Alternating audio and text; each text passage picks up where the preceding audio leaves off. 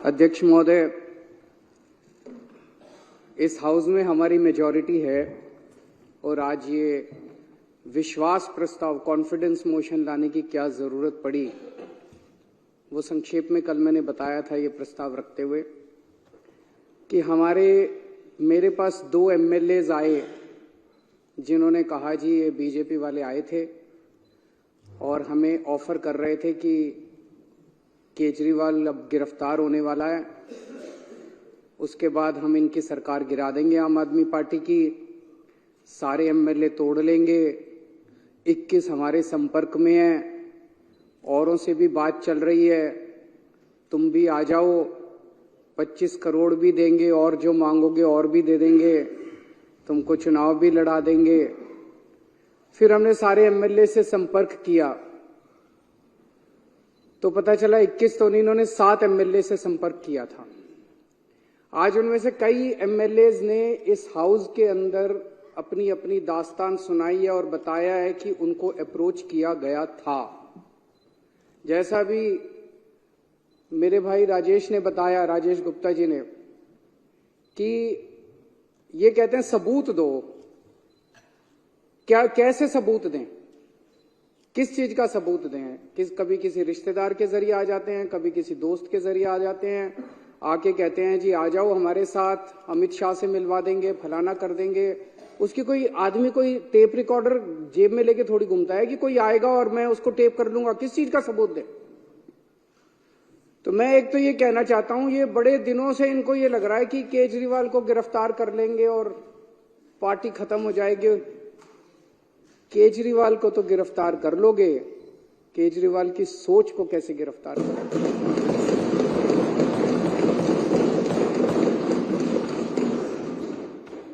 और एक केजरीवाल को गिरफ्तार कर लोगे, मेरे भारत मां की कोख से 1 लाख केजरीवाल पैदा हो जाएंगे।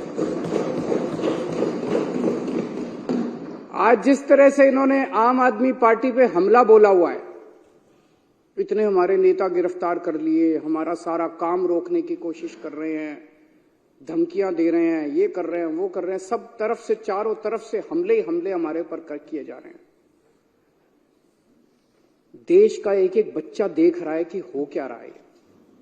सारे लोग देख रहे हैं, इनको लगता है लोग बेवकूफ है, लोग बेवकूफ नहीं है।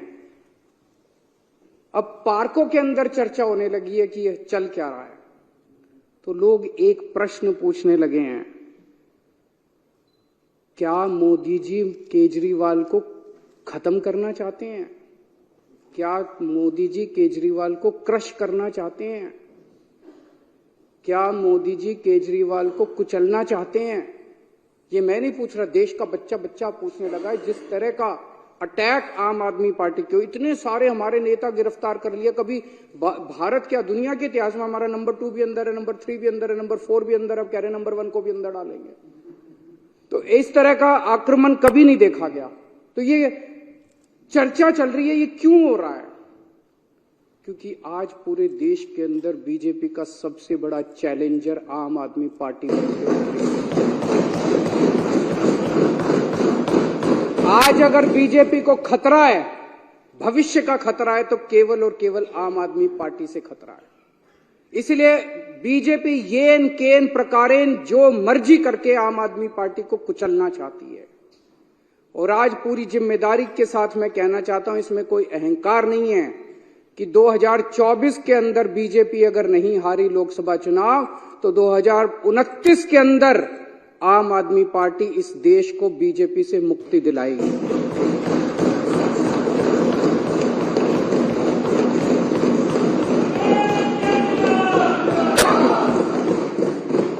अध्यक्ष महोदय, ये कोई छोटी बात नहीं है। एक छोटी सी पार्टी, 12 साल का बच्चा है, 12 साल पहले ये पार्टी बनी थी। एक 12 साल का छोटा सा बच्चा है ये पार्टी। इस 12 साल के बच्चे ने इतने बड़े बड़े पार्टियों को चने चबा दिए। इस देश के अंदर 1350 पार्टियां रजिस्टर्ड हैं, 1350।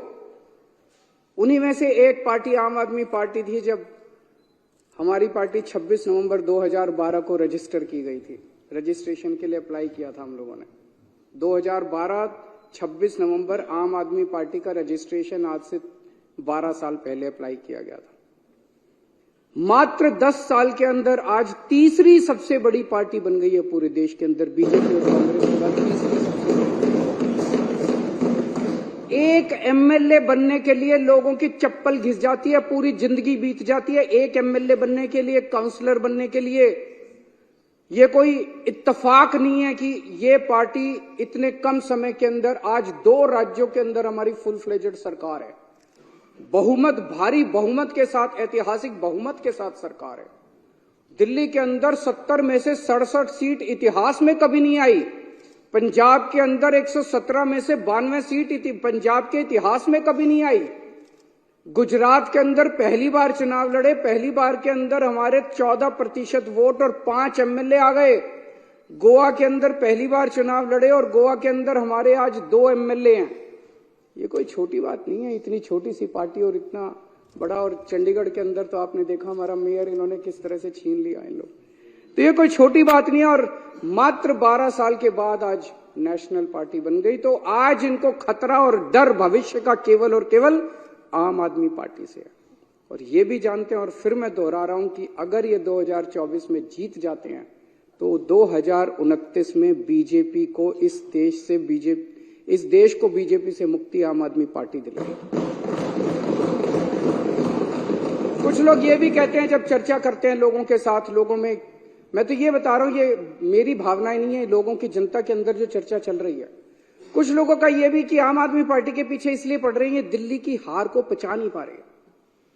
याद करो 2014 में मई के महीने में क्या जबरदस्त बहुमत लेके मोदी जी आए थे, क्या जबरदस्त। उसके बाद हरियाणा जीत गए, महाराष्ट्र जीत गए। एक अश्वमेध यज्ञ का घोड़ा चला था, ऐसे लग रहा था जैसे इस घोड़े को कोई नहीं रोक पाएगा। और फिर जब 2015 में ये घोड़ा दिल्ली पहुंचा तो दिल्ली के 2 करोड़ लोगों ने इसको रोक लिया। और केवल रोका नहीं, 70 में से 67 सीट बीजेपी केवल 3 पे सिमट गई। तो लोगों को क्या कहना है कि तब से इन लोगों ने ठान लिया कि इस पार्टी को तो नहीं छोड़ना, इस पार्टी को तो कुचलना है किसी भी तरह से। और फिर अक्सर देखा गया इस तरह की नई पार्टियां आती हैं, आंदोलन से निकलती हैं, बनती हैं और फिर एक ही चुनाव में खत्म हो जाती हैं। इनको पूरी उम्मीद थी कि एक चुनाव के बाद हम इतना इनको तंग करेंगे, आने के बाद इन्होंने बहुत तंग किया, हमें काम नहीं करने दिया इन लोगों ने। लेकिन 5 साल के बाद इनको उम्मीद थी चलो 2015 तो जीत गए, 2020 में इनकी सरकार नहीं बनने दें। फिर 2020 के अंदर 70 में से 62 सीट, ये 8 सीटों पे से 2019 में इतने भारी 303 सीट लेके लोकसभा के अंदर जीते, लेकिन उसके बाद दिल्ली के अंदर आके हार गए। तो इनको ये दिल्ली की हार पच नहीं रही। इन्होंने हमें रोकने के लिए क्या नहीं किया, सब कुछ किया इन्होंने हमें रोकने के लिए, कोई कसर नहीं छोड़े इन्होंने हमें रोकने के लिए। लेकिन जो हमारा असली चीज था वो ये, इन्होंने हमारे काम, सबसे बड़ी तकलीफ इनको किस बात की है कि जो काम हम लोग कर रहे हैं इनके पास उसका काट नहीं है। जो काम हम लोग कर रहे हैं ये वो काम नहीं कर सकते। हमने क्या क्या काम किए, हमने पिछले पहले हमारी दिल्ली में सरकार थी, पंजाब में सबसे बड़ा काम किया। दिल्ली में और पंजाब में दोनों जगह बिजली फ्री हो गई और बिजली 24 घंटे हो गई। मैं आज बीजेपी को चैलेंज करता हूं, 30 साल से गुजरात के अंदर तुम्हारी सरकार है, 15 साल से मध्य प्रदेश के अंदर तुम्हारी सरकार है, 10 साल से उत्तर प्रदेश के अंदर तुम्हारी सरकार है। एक राज्य के अंदर बिजली फ्री करके दिखा दो, तुम बिजली 24 घंटे करके दिखा दो। एक राज्य के अंदर इतने बड़े बड़े पावर कट लगते हैं, गुजरात के अंदर, मध्य प्रदेश, पंजाब के अंदर 1 साल में 0 पावर कट हो गया।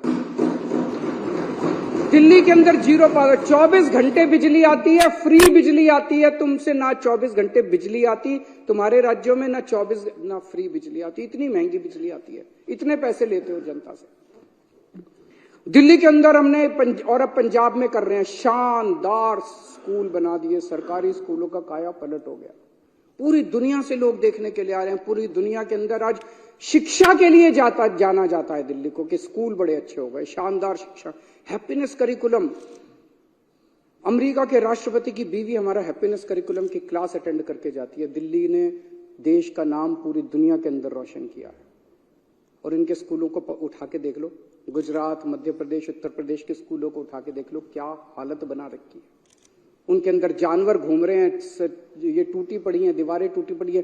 कितने गरीबों के बच्चों का भविष्य जो है इन्होंने अंधकार में डाला हुआ है। मैं चैलेंज करता हूं बीजेपी को, इतने सारे स्कूल तो छोड़ो, 10 स्कूल तुम अपने गुजरात में, मैं तो इतना घूमा गुजरात में चुनाव पर, एक स्कूल नहीं मिलता था जो इन्होंने ठीक कराओ। 30 साल के अंदर तुमसे एक स्कूल ठीक नहीं हुआ। ये काम तुम नहीं कर सकते, इसलिए इनको तकलीफ है। हमने दिल्ली में अस्पताल इतने बना दिए, सबका इलाज मुफ्त कर दिया, अस्पताल बना दिए, सबका इलाज मुफ्त कर दिया, मोहल्ला क्लिनिक बना दिए जिसमें गली गली के अंदर लोगों को इलाज मिलने लगा। तुम भी कुछ अच्छे, तुम लंबी लकीर तो खींच के दिखाओ यार, तुम कुछ अच्छा काम तो करके दिखाओ। हमने बुजुर्गों के लिए तीर्थ यात्रा कर दी, इतना आशीर्वाद देते हैं, इतना आशीर्वाद देते हैं बुजुर्गों को। और ये सारे काम पंजाब में भी हो रहे हैं। पंजाब में दिल्ली से ज्यादा मोहल्ला क्लिनिक, दिल्ली में तो 540 मोहल्ला क्लिनिक बने हैं, पंजाब में 800 से ज्यादा मोहल्ला क्लिनिक 1 साल के अंदर बन गए। महिलाओं के लिए फ्री बस यात्रा कर दी इन्होंने, इतना विरोध किया, लेकिन सारी महिलाएं तो हमारे साथ ही हैं। दिल्ली के अंदर पानी कोने कोने के अंदर पहुंचा दिया, घरों में पानी नहीं आता, कोने कोने के अंदर पहुंचा दिया, पानी फ्री कर दिया। कच्ची कॉलोनियों को लेके इन्होंने सबसे ज्यादा राजनीति की, अगर काम किया तो हमने किया। दिल्ली की कच्ची कॉलोनियों के अंदर सड़क बनाने का, पानी की लाइनें बिछाने का, हमने सीवर की लाइनें बिछाने का हमने काम किया। पंजाब अभी 2 साल हुए हमें आए हुए, पंजाब के अंदर इस वक्त एक बहुत बड़ी क्रांति आ रही है। गांव गांव के अंदर इरिगेशन, सिंचाई का पानी पहुंच गया। गांव गांव के अंदर जहां पहले पानी नहीं मिलता था, अब गांव गांव के अंदर सिंचाई का पानी पहुंच गया। हमसे सीख लो, हमें सारे काम करने आते हैं, हमसे भी नहीं सीखोगे और काम भी नहीं करने दोगे। अभी delivery of free services, door step delivery of free services, आपको दफ्तर जाने की जरूरत नहीं है, फोन करो और आपके घर आके सरकार काम करेगी। दिल्ली में भी लागू हो गया, पंजाब में भी लागू हो गया। इन्होंने दिल्ली के अंदर हमें door step delivery of ration नहीं करने दी, घर घर हम राशन पहुंचाना चाहते थे, इन्होंने दिल्ली में नहीं करने दी, हमने पंजाब में जाके लागू कर दी। अभी 10 दिन पहले मैं उद्घाटन करके आया हूं पंजाब में। हम लोग व्यवस्था बदल रहे हैं, बहुत बड़ा काम कर रहे हैं। और अब मैं आपको बताता हूं जो एक दर्दनाक कहानी है कि इन लोगों ने किस तरह से ये सारे काम रोक, जब इन्होंने देखा कि जो काम केजरीवाल कर रहा है ये काम तो हमसे होते नहीं, ना हमसे स्कूल बनते, ना हमसे अस्पताल बनते, ना हमसे बिजली का काम होता, ना हमसे पानी का काम होता, ना हमसे सिंचाई का काम होता, ना हमसे दलाल खत्म, हमसे और ना हमारी इच्छा, अभी को पैसे कमाने हैं इन्होंने। तो जब इन्होंने देखा ये काम नहीं, तो इन्होंने काम रोकने का काम किया। बड़े दर्द के साथ आज मेरे को कहना पड़ रहा है कि पिछले साल इन्होंने किस तरह से दिल्ली के अस्पतालों के अंदर दवाइयों को रोकने का काम किया। अस्पतालों के अंदर गरीब आदमी अपना इलाज कराने के लिए आता है, अस्पतालों के अंदर बेबस आदमी जिसके पास पैसा नहीं होता, जो अमीरों के अस्पताल में, 5 स्टार अस्पताल में इलाज नहीं करा सकता, वो कराने के लिए आता है। हमने अस्पताल बदले थे, अस्पताल शानदार बना दिए, सारी दवाइयों का सबका इंतजाम किया। इन्होंने अफसरों के ऊपर उनकी हाथ मरोड़ के उन दवाइयां बंद करा दी। इन्होंने टेस्ट बंद करा दिए। मोहल्ला क्लिनिक में 3 महीने तक पिछले साल मोहल्ला क्लिनिक में टेस्ट नहीं हो पाए। इन्होंने पेमेंट रोक दी लेबोरेटरीज की। इतने गंदे और इतने घटिया लोग हैं ये लोग। कोई रोकता है क्या? कहते हैं राम भक्त है। भगवान राम ने कभी नहीं कहा था कि गरीबों की दवाइयां रोको, गरीबों के पाप लगेगा तुम लोगों को। पता नहीं किस मिट्टी के बने हैं, पाप लगेगा आपको। विधुड़ी जी, आपकी पार्टी ने जो ये काम किया दवाइयां रोकने का और टेस्ट रोकने का और सारे अस्पतालों का इलाज रोकने का, गंदी बात है ये। बता के जाना, आप भी रुक जाओ, बता के जाना अपनी पार्टी वालों को क्यों किया उन लोगों ने। दुश्मनी मेरे से है, दुश्मनी केजरीवाल से है। दिल्ली के 2 करोड़ लोगों से क्यों बदला ले रहे हो तुम लोग? एक वो एमटीएस थे, data entry operator, OPD counter पे जब आप सरकार, बैठ जाओ, मैं सारे जवाब दूं, बैठ जाओ 2 मिनट बैठ जाओ, मैंने डिस्टर्ब नहीं किया था। दिल्ली के अंदर जब आप अस्पताल में जाते हो, दवाई की खिड़की पे जाते हो, खिड़की ऊपर एक आदमी बैठा मिलता है रजिस्ट्रेशन करने के लिए, ओपीडी के लिए, ओपीडी का कार्ड काटने के लिए। वो कॉन्ट्रैक्चुअल था, वो डेटा एंट्री ऑपरेटर था। एक दिन एक ऑर्डर पास करके इन्होंने दिल्ली के सारे सरकारी अस्पतालों के डेटा एंट्री ऑपरेटर हटा दिए। अब अस्पताल के अंदर रजिस्ट्रेशन करने वाला कोई नहीं बचा। अरे करना क्या चाहते हो? दिल्ली के लोगों को मारना चाहते हो क्या? एक दिन फरिश्ते स्कीम कि अगर दिल्ली की बाउंड्री के अंदर किसी का भी एक्सीडेंट होगा उसका फ्री में इलाज किया जाएगा, चाहे प्राइवेट में हो चाहे सरकारी अस्पताल में हो। 23,000 लोगों का हम फ्री में इलाज करा के उनकी जिंदगी बचा चुके हैं। इन्होंने फरिश्ते स्कीम बंद करा दी। इन लोगों ने, इतने घटिया किस्म के लोग हैं ये लोग। मेरा दिल रोता है जब मैं ये सारी चीजें, मैं जानता हूं किसी दिन लिखूंगा ये सब कि किस तरह से भारतीय जनता पार्टी के लोगों ने कितने घटिया स्तर के ऊपर इन लोगों ने काम किया है। ये राजनीति होती है। ये राजनीति सत्ता के लिए तुम किसी भी हद तक चले जाओगे, कुछ भी करोगे सत्ता के लिए। अरे मेरे से दुश्मनी है, मेरे को गालियां दे लो यार, दिल्ली के लोगों का इलाज तो मत रोको कम से कम। आप लोगों को लगेगा केजरीवाल झूठ बोल रहा है। भाई सरकार तो हमारी है, फिर ये कैसे रोक सकते हैं? ऐसा मन में आएगा ना कि भाई सरकार तो हमारी है, सरकार तो केजरीवाल की है, फिर ये कैसे रोक सकते हैं? मैं बताता हूं कैसे रोक सकते हैं। सर्विसेज इनके पास है। सर्विसेज का मतलब ट्रांसफर पोस्टिंग, किस अफसर को कहां लगाना है, कहां से हटाना है, किस अफसर के खिलाफ कार्रवाई करनी है। अगर कोई अफसर करप्शन करता है तो उसके खिलाफ कार्रवाई, डिसिप्लिनरी प्रोसीडिंग, विजिलेंस, जेल भेजना, ये सारा इनके पास है। पूरा अफसरशाही के ऊपर और स्टाफ के ऊपर और कर्मचारियों के ऊपर इनका कंट्रोल है। आज मेरे को जो मेरा चपरासी मेरे कमरे में चाय पिलाने आता है, अगर कल वो कह दे मैं चाय नहीं पिलाता, मैं उसकी ट्रांसफर नहीं कर सकता मुख्यमंत्री होके भी। इतनी भी पावर नहीं है मेरे पास। सुप्रीम कोर्ट ने ऑर्डर पास किया, भाई ऐसे सरकार नहीं चल सकती, इनके ऊपर कंट्रोल मुख्यमंत्री का होगा। इन्होंने कानून ला के पास कर दिया कि नहीं, कि मुख्यमंत्री का नहीं होगा, एलजी का कंट्रोल होगा, केंद्र सरकार का कंट्रोल होगा। अब ये क्या कर रहे हैं? एक एक एक एक आईएएस अफसर को बुला के धमकी दी जा रही है। धमकी क्या दी जा रही है? कि अगर तुमने इस सरकार का एक भी काम किया, किसी भी मंत्री का एक भी काम किया, तुमको जेल भेज देंगे, तुमको सस्पेंड कर देंगे, तुम्हारे ऊपर झूठा केस बना देंगे। जैसे इतने सारे झूठे केस अभी इन्होंने बताए, तुम्हारे ऊपर झूठा केस बना देंगे, सस्पेंड कर देंगे, ईडी लगा देंगे, सीबीआई लगा देंगे। खबरदार अगर तुमने इनका साथ दिया तो। रो रहे हैं आईएएस अफसर, रो रहे हैं दिल्ली सरकार के कर्मचारी। एक मेरे पास अफसर आया, टप टप आंसू बह रहे थे, 56 साल की उम्र है उसकी, और टप टप आंसू बह रहे थे उस आईएएस अफसर के। वो बेचारा, वो कहता है जी मैंने कभी ऐसी नौकरी नहीं देखी, इस तरह का माहौल मैंने कभी नहीं देखा कि खुलेआम हमें धमकाया जा रहा है। दिल्ली के अंदर, पूरी दिल्ली के अंदर पानी का संकट इन्होंने और सीवर का संकट पैदा कर रखा है। कैसे? आप लोगों ने इस पूरी विधानसभा ने बैठ के बजट पास किया पिछले साल। आपने कहा भाई 5,000 करोड़ रुपए बजट होगा दिल्ली जल बोर्ड का। वो सारा पैसा लेके बैठ गए ये लोग। फाइनेंस डिपार्टमेंट पैसा नहीं दे रहा जल बोर्ड का। 6 महीने से पैसा नहीं मिला जल बोर्ड को। जल बोर्ड चलेगा कैसे? छोटे मोटे रिपेयर का पैसा भी नहीं मिला जल बोर्ड के पास रिपेयर का पैसा भी नहीं बचा। छोटा मोटा धमकी दी जा रही है कि फाइनेंस डिपार्टमेंट के प्रिंसिपल सेक्रेटरी को धमकी दी जा रही है, खबरदार अगर तूने पैसा दिया। दिल्ली को ये बर्बाद करना चाहते हैं। चारों तरफ सीवर बहने लग गया, पानी का संकट हो रहा है। अल्टीमेटली सौरभ भारद्वाज और अतीशी ने मिलकर हाईकोर्ट में केस करा। हाईकोर्ट ने ऑर्डर कर दिया पैसा तुरंत रिलीज करो। अगली हेयरिंग 29 फरवरी को है, अभी तक नहीं करा इन्होंने। ना ये सुप्रीम कोर्ट की मानते, ना ये हाईकोर्ट की मानते। अब एक और संकट पैदा कर दिया इन्होंने। पानी के बिलों का बहुत बुरा हाल हो रहा है दिल्ली के अंदर। अनाप शनाप बिल आ रहे हैं, गलत बिल है, सारे के सारे गलत बिल है। हमने प्रस्ताव रखा, आप ही बताना अगर गलत है तो। हमने कहा भाई अगर किसी का पानी का बिल गलत है, आपके पिछले सालों के अंदर 3 साल 4 साल 5 साल जब से आपने पैसे नहीं भरे, आपके 2 या 2 से ज्यादा अगर कोई भी ओके बिल है, उसको हम ले लेंगे, उसका एवरेज निकालेंगे और एवरेज के हिसाब से बाकी सारी कर देंगे। ठीक है कि नहीं है? गलत है कि ठीक है? हमने ये बनाया प्रस्ताव बना के अफसरों को भेजा, इसको लागू करो। अफसरों ने फाइल पे लिख दिया कि हम नहीं लागू करते। फिर बुला के पूछा उनसे, अफसरों से, रोने लग गए बेचारे। बोले जी कह रहे हैं तुम्हारी नौकरी चली जाएगी, तुमको जेल में डाल देंगे अगर तुमने ये प्रस्ताव पारित किया तो। लेकिन प्रस्ताव तो पारित करा के छोड़ेगा केजरीवाल।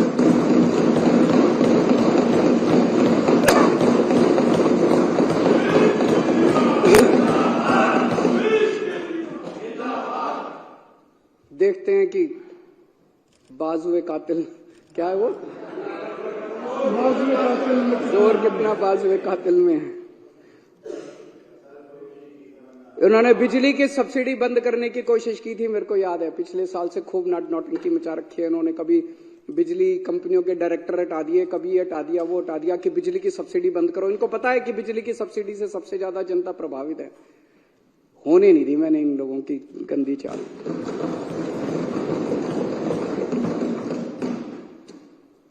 हम बहुत छोटे लोग हैं और हम यहाँ पे देखो तो पता नहीं मुश्किल से 2-4 ही होंगे जो कि पॉलिटिकल बैकग्राउंड से हैं। बाकी तो सारी एक तरह से गलियों में घुमा करते थे हम सारे।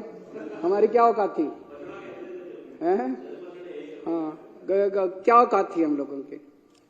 लेकिन कुछ तो ऊपर वाला चाह रहा है, कुछ तो हमसे करवाना चाह रहा है। मतलब एक सुंदर नगरी की झुग्गियों के अंदर मैं यूं ही घुमा करता था, कोई नहीं पूछता था। परिवर्तन नाम की एनजीओ चलाया करता था, आप लोग भी अपनी अपनी जिंदगी चला रहे थे। अचानक वहां से उठा के लोगों का पता नहीं क्या प्यार था, क्या किस्मत थी, ऊपर वाला हमसे क्या कराना चाह रहा है, यहां पहुंचा दिया हम लोगों को। और अब इतने बड़े बड़े षड्यंत्र हमारे खिलाफ चल रहे हैं, इतने बड़े बड़े षड्यंत्र, और हम भी डटे हुए हैं, कुछ कर नहीं पा रहे ये लोग। क्यों? करोड़ों लोगों की दुआएं हमारे साथ। 18 लाख बच्चे सरकारी स्कूलों में पढ़ते हैं। उन बच्चों के माँ बाप से पूछ के देखो, इतनी दुआएं देते हैं हम लोगों को। उनके बच्चों का भविष्य बना दिया हम लोगों ने।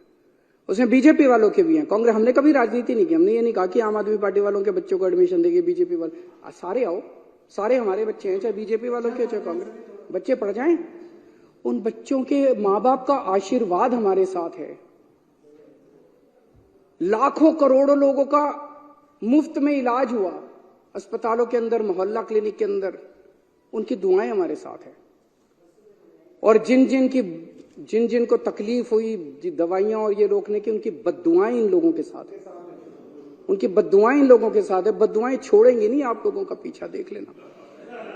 फरिश्ते के अंदर जो इतने सारे लोगों का इलाज कराया, उनकी दुआएं हमारे साथ है, उनका आशीर्वाद हमारे साथ है। इस आशीर्वाद को कैसे रोक पाओगे तुम लोग? केजरीवाल को तो गिरफ्तार करोगे, लोगों की दुआओं को कैसे गिरफ्तार करोगे?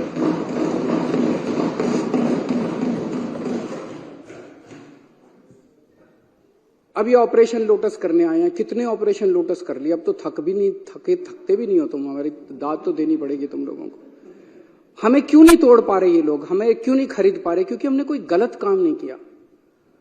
दूसरे स्टेट्स के अंदर दूसरे नेताओं जो आपने इतने सारे नाम लिए, फलाना ये फलाना वो, उन लोगों ने गलत काम किए थे। वो गलत काम किए थे, इसलिए उनको बीजेपी का संरक्षण चाहिए था, इसीलिए वो अपनी पार्टी छोड़ के इनके साथ चले गए। तो एक फॉर्मूला जान लो, अगर कोई व्यक्ति बीजेपी के दबाव में आके बीजेपी में चला जाए, वो चोर है। और अगर कोई व्यक्ति बीजेपी के दबाव के बावजूद बीजेपी में ना जाए, तो ईडी और सीबीआई वाले चाहे उसको जितने मर्जी जेल में डाले, वो कट्टर ईमानदार है। मनीष सिसोदिया पे इन्होंने कितना दबाव डाला। खुलेआम है। मनीष सिसोदिया को बोले केजरीवाल की पार्टी छोड़ दे, केजरीवाल की सरकार गिरा के तेरे को मुख्यमंत्री बना देंगे। पर मनीष सिसोदिया हेमंत बिश्व शर्मा तो नहीं है, उसने कोई चोरी तो नहीं कर रखी। वो बोला मेरे को मुख्यमंत्री भी नहीं बनना और मैंने कोई गलत काम नहीं किया। तुम 1 2 साल 3 साल रख लोगे, अल्टीमेटली तो मैंने बाहर आना ही आना है। मैंने कोई गलत काम नहीं किया, मैं क्यों टूटूंगा? आप सब लोगों को, इतने सारे लोगों को इन्होंने अप्रोच किया। मैं सलाम करता हूं आप लोगों को कि क्या गजब के लोग हो आप लोग। टूटे नहीं, आप टूटे नहीं। आप ही मेरी ताकत हो। दिल्ली के 2 करोड़ लोग और दिल्ली के जो आप 61 विधायक हो, आप सब लोग मेरी ताकत हो, जिसकी वजह से आज मैं इन लोगों का मुकाबला कर पा रहा हूं। अगर आप में से कई लोग टूट जाते, मेरी भी सरकार गिर जाती। पर आप लोग नहीं टूटे, आप लोग मेरी ताकत हो। सबको कहते हैं बीजेपी ज्वाइन कर लो, बीजेपी ज्वाइन कर लो, और इन्होंने हमें बदनाम करने में कोई कसर नहीं छोड़ी। अभी इतनी बड़ी लिस्ट बताई इन्होंने कि डीटीसी में भी स्कैम हो गया, क्लासरूम में भी स्कैम हो गया, क्या क्या था, पानी में भी स्कैम हो गया, बिजली में भी स्कैम हो गया, राशन में भी स्कैम हो गया, किसी बटन, कोई बटन था बटन में भी स्कैम हो गया, फलाने में भी स्कैम हो गया। मैं एक चीज जानना चाहता हूं, जितने पूरे देश में आज तक एमएलए खरीदे हैं तुम लोगों ने, कितना पैसा खर्च किया उसमें? और वो पैसा कहां से आया यही बता दो तुम लोग। बस ईमानदारी से इस देश को बता दो कि कर्नाटक में एमएलए खरीदे, मध्य प्रदेश में एमएलए खरीदे, गोवा में एमएलए खरीदे, इधर एमएलए खरीदे, उधर एमएलए। इतना पैसा कहां से लाते हो यार तुम लोग? ये तो खुलेआम है। जब इन लोगों को 25-25 करोड़ दे रहे थे, पता नहीं है मार्केट रेट भी है, मार्केट रेट क्या चल रहा है मेरे को तो पता नहीं। मध्य प्रदेश में क्या रेट चल रहा है, कर्नाटक में क्या रेट चल रहा है। तो ये पैसा कहां से आता है? ये पैसा कहां से आ रहा है? तुम हमारे बटन में स्कैम ढूंढ रहे हो। 12 रुपए का बटन है, बटन में तुम स्कैम ढूंढ रहे हो। अरे तुम्हारे करोड़ों रुपए एक एक एमएलए पे 50-50 करोड़ रुपए खर्च कर दिए। ये पैसा कहां से आ रहा है? ये तो बता दो इस देश के लोगों को। इन्होंने पहले मेरे ऊपर कई 2-3 साल ऐसे थे जिसमें इन्होंने मेरे ऊपर जहां जाता था इंक फेंकते थे। खूब मैंने जिल्लत बर्दाश्त करी है, इंसल्ट बर्दाश्त करी है। फिर 2-3 साल पे इन्होंने कभी कोई अटैक, कभी थप्पड़ मारते थे, कभी मिर्च डाली। एक बार इन्होंने मेरे दफ्तर के अंदर घुस के इन्होंने जूते मारे मेरे को। अब कह रहे हैं गिरफ्तार करेंगे इनको। जैसे मैं कह रहे थे, आपको क्या लगता है गिरफ्तार करने से सरकार गिर जाएगी, ये सारे टूट जाएंगे? ऐसे ही टूट जाएंगे। कर लो गिरफ्तार, वो भी करके देख लो। अभी तक तो सब कुछ करके देख लिया, काम रोक के देख लिए, शुंगलू कमीशन बिठा लिया, कानून बदल लिए, सारा कुछ करके देख लिया। एक तुम्हारा यही सपना बचा है केजरीवाल को गिरफ्तार करके, ये भी पूरा करके देखो।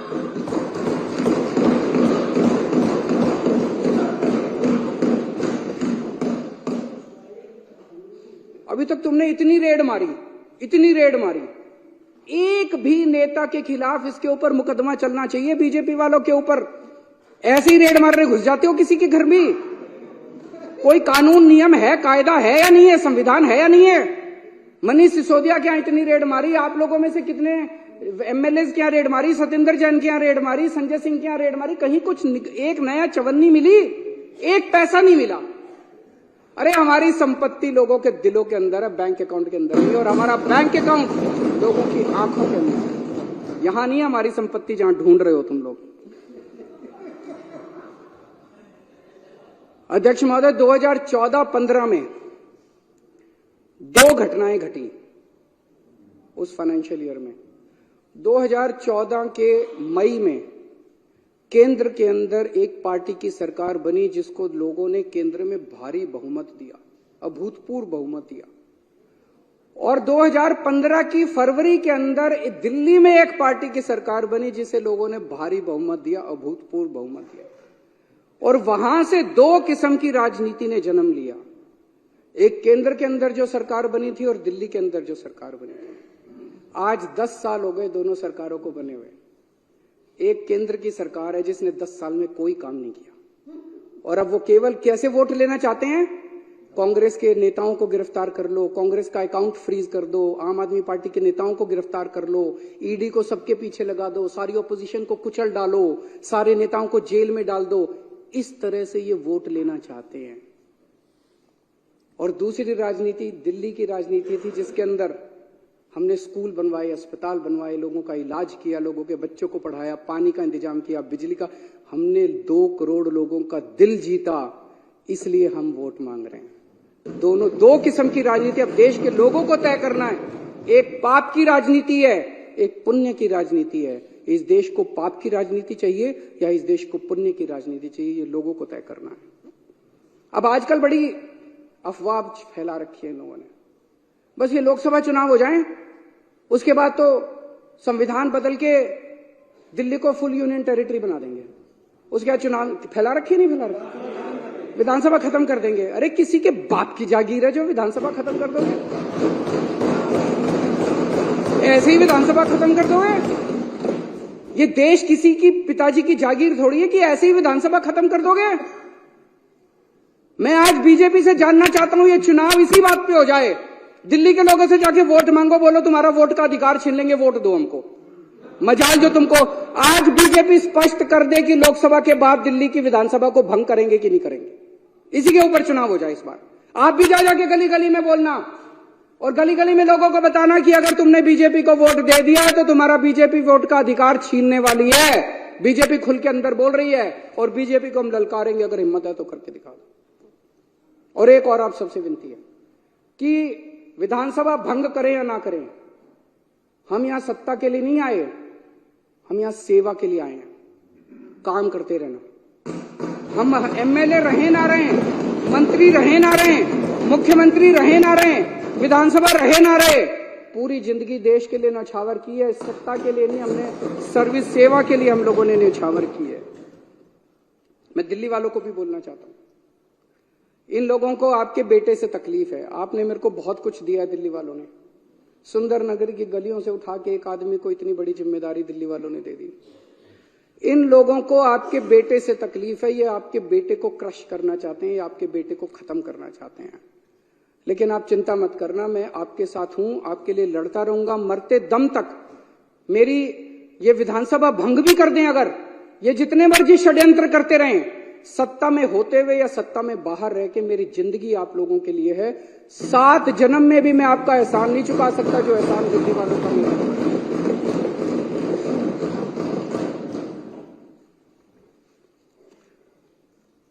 बीजेपी वाले राजनीति में सत्ता के लिए आए हैं, उनके लिए ये सत्ता की लड़ाई है, हमारे लिए ये सेवा की लड़ाई है। ये खूब षड्यंत्र रचेंगे, ये बार बार सत्ता को इस्तेमाल करके हमें कुचलने की कोशिश करेंगे। हम लोगों के आशीर्वाद से बार बार उठ के खड़े हो जाएंगे, फिर उठ के खड़े हो जाएंगे। जितनी बार ये कुचलने की कोशिश करेंगे हम फिर उठ के खड़े हो जाएंगे। तुम्हारी मक्कारी के चक्रव्यूह से बाहर निकलने के लिए हमारे पास एक नहीं 100 अभिमन्यु इस पार्टी के अंदर हैं। आप जितने चक्रव्यूह रचोगे उससे ज्यादा भेद के हम बाहर निकल आएंगे।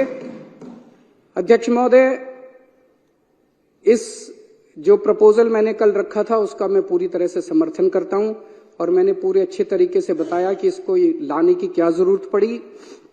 मैं थोड़े से नंबर बता देता हूं कि एक भी आदमी हमारा नहीं टूटा। हमारे टोटल 62 एमएलए हैं, अभी यहां पे विधानसभा में 54 मौजूद हैं, 2 बीमार हैं, 3 आउट ऑफ स्टेशन हैं, 2 जेल में हैं, सतिंदर जैन और मनीष सिसोदिया, और एक के यहां शादी है। 54 यहां मौजूद हैं, एक भी नहीं टूटा इनमें से।